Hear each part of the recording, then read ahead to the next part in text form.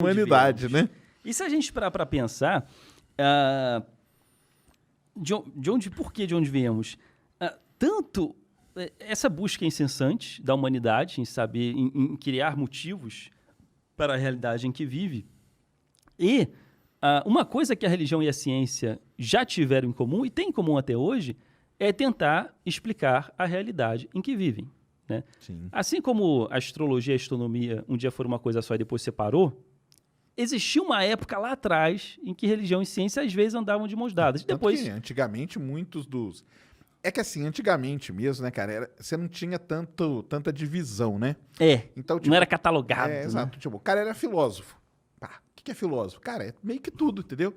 Ele era matemático, ele era astrólogo, ele era poeta, ele era filósofo, né? Então tinha lá os grandes filósofos da humanidade. Sim. Que são todos, cara, faziam um pouco de cada coisa. Que o pessoal tenta até colocar de vez em quando assim, sei lá, pega lá, Eratóstenes, o que ele era? Astrônomo, matemático. Cara, ele não tinha essa divisão na época, né? Era um pensador, né? Sim, ele era um pensador. Exatamente. E dentro ali ele pensava em várias coisas que eram interessantes na época. E aí, um que me encantava muito era, por exemplo, os pitagóricos. Sim. Porque unia, curiosamente, é meio bizarro isso hoje, mas unia as duas coisas. E, curiosamente, assim, a matemática nasceu como religião. Eu fiz uma tirinha recente sobre isso. A matemática praticamente nasceu como uma religião. Porque o Pitágoras, ele ficou bestificado com a importância dos números para o nosso cotidiano, né? Aquele cara chato, triângulo, retângulo, que está no seu livro de matemática. Pois é, esse Pitágoras. Mas olha que diferente que eu vou falar do livro. Olha como é que vai ser um pouco diferente aqui a introdução do Pitágoras. Matemática já foi uma religião. E aí você pergunta, por que matemática foi religião? Matemática é uma matéria chata. Não. Mas quando o Pitágoras começou a ver que tudo ali era número, quando ele começou a sacar que tudo... Conseguia traduzir, né? Traduzia a realidade em números. Em números, exatamente. Pois é tipo Matrix, que é tudo programação. Exato. O Pitágoras, há 500 anos antes de Cristo, ele já pensava que tudo pode ser explicado por número. Então, por que era a religião? Olha a sacada dele. É bela a explicação. Ele pensava assim, na natureza, se tudo tem forma, e todas as formas podem ser explicadas por números, logo os números são a essência da criação. Exato.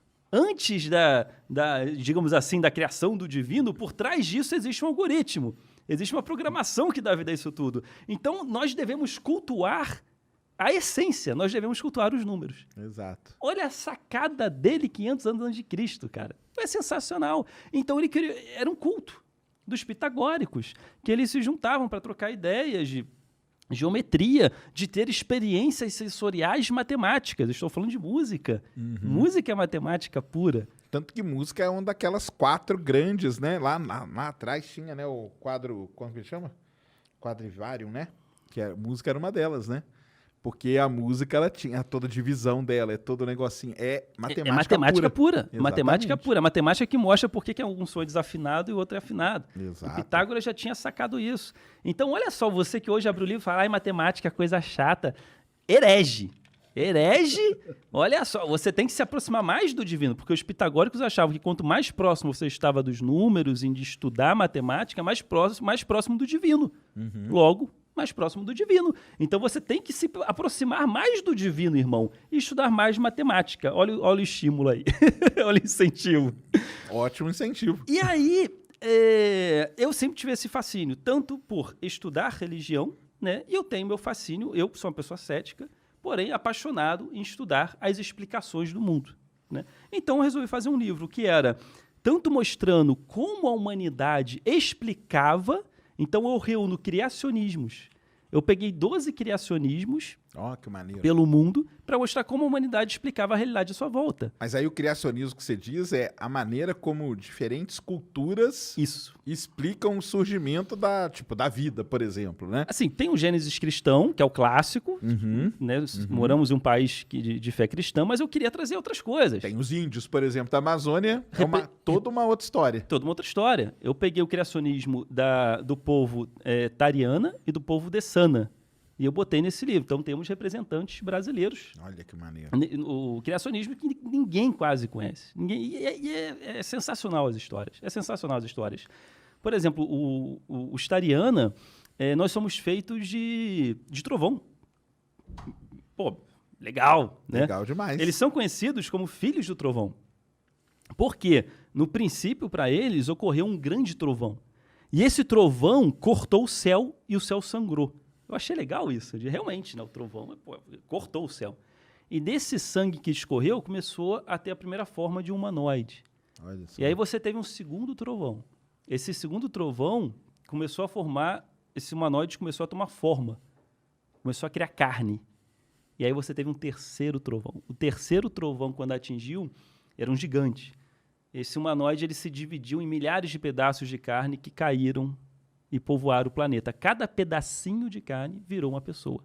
Ai, Era a explicação deles do surgimento da humanidade. Bonito. Legal? Legal demais. Isso é uma explicação. Mas aí, vem cá, essas coisas assim, você classifica como criacionismo mesmo?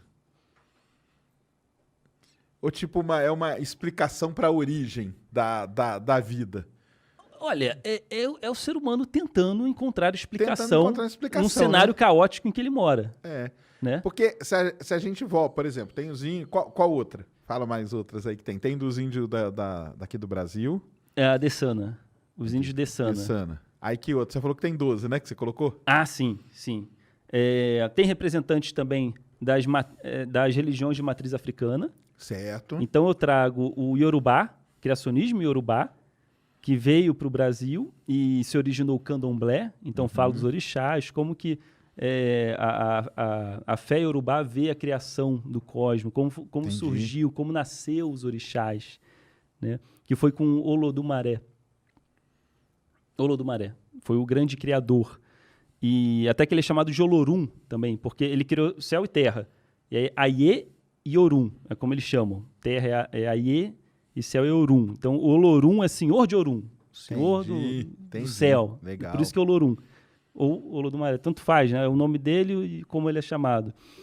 E é bem legal o Yorubá. Porque os deuses são humanizados, os orixás são humanizados. Então é mais divertido para mim do que o Deus perfeito cristão, sabe? Então tem tentativa e erro. Por exemplo, o Olorum ele é o menos cultuado, curiosamente, questões de oferenda. Os orixás que são os famosos. Porque o Olorum ele terceirizou. Depois que ele criou tudo, ele criou os orixás, ele falou, vocês aí cuidem. Tomem conta aí Tomem conta, beleza? Melhor decisão. Melhor decisão. Um belo de um gerente, né? 7 bilhões de pessoas, um saco que é isso. Imagina um Deus cristão, o pessoal pedindo para passar no vestibular, sequestrando o santo da igreja. Ai, me dá o prêmio, senão não devolvo. O Santo Antônio que pegava o Jesus. Nossa, pelo amor de Deus, terceiriza. E aí os orixás, cada um é ligado a um elemento da natureza. Você tem Oxum, que é ligado aos rios, Iemanjá dos mares, Oxóssi das matas. É bem legal isso. Cada um é ligado a um elemento da natureza. E eles que meio que comandam, administram e ajudam a humanidade a viver ali em harmonia. E veja bem,